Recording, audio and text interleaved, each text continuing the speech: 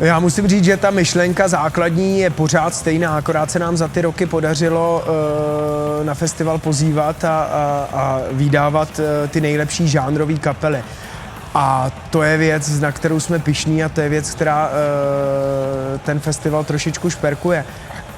A pravda je ta, že pokud to má mít nějakou úroveň, jak ty interpreti, tak ty služby, tak jsme museli jít o stupínek vejš a to je věc, kterou je nám někdy trošičku vyčítaná, že možná už nejsme ten 100% úplný underground. Já myslím, že my jsme úplně stejný underground, jako jsme byli, akorát víme o tom, že některé věci musí mít nějaký řád a nějakou úroveň.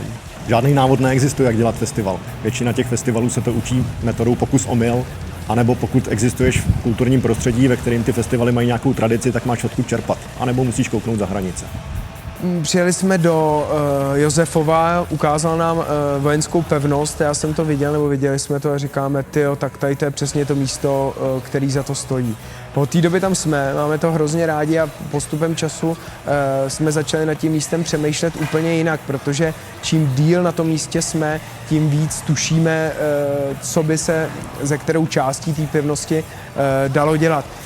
No a samozřejmě, jak Brutal Assault děláme v Josefově od roku 2007, tak víc a víc jsme se poznali s místníma lidma a nějakým způsobem jsme tam víc zakořenili a měli jsme pocit, že to místo nám dává hrozně moc a přemýšleli jsme o tom, jak tam něco vrátit a podařilo se nám vymyslet akci, kterou jsme nazvali Brutal Assault sobě a v podstatě tam jezdíme s festivalovými návštěvníkama dělat brigády a pokoušíme se tu pevnost nějak kultivovat a opravovat, protože tam jsou miliony hodin práce, jo, a nikdo na to nemá peníze, aby se to opravilo z gruntu hned a tady to aspoň my do toho můžeme přispět tou naší drobnou troškou, tak když máme čas a můžeme, tak se tam vypravujeme.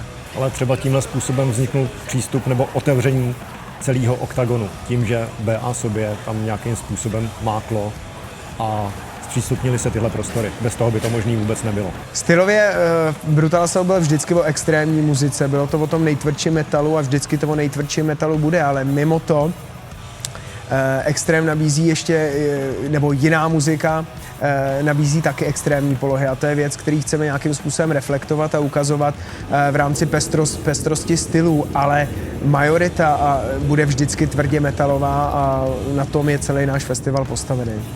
Stejně tak jako jiný festivaly, i metalový festival je možná víc, než si kdo myslí, velmi kulturní prostředí a mně přijde, že tady v té společnosti pořád panuje takový předsudek, že metalista má mastný vlasy, pije jenom pivo a jí jenom párek s chlebem a to není pravda.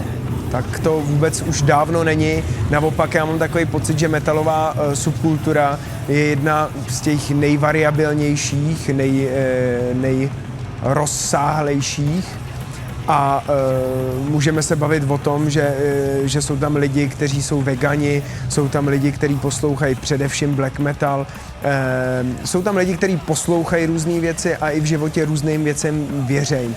A já si myslím, že ten náš festival je skvělý, protože dokáže tady ty platformy nějakým způsobem sdružit. Na začátku to byl ten párek s tím chlebem a ta limoška. Ale od té doby to urazilo velký kus, stejně jako i návštěvníci, jako osoby, osobnostně urazili velký kus. A možná už nechtějí jíst jenom ten párek a chleba a zapíjet to pivem, ale chtějí toho víc. To znamená, my o tom festivalu přemýšlíme za A ekologicky, za druhý prostě o Brutalu se říká, že jsme největší intimní festival. To znamená, to je festival, který je velký, ale pořád je intimní a Octagon Stage je přesně ta věc, která to dokazuje, protože na velikém festivalu můžeš mít komorní koncert v podstatě klubového rázu, jo? A to je věc, která není úplně běžná. Ale třeba když jsme zavedli poprvé ekologické kelímky nebo vratné kelímky, dalo by se říct, tak nám rázem ubylo takového nepořádku po areálu, že do té doby jsme to nebyli schopní ani s několika desítkama lidí uklidit a pořád to tam vypadalo jak na smetišti.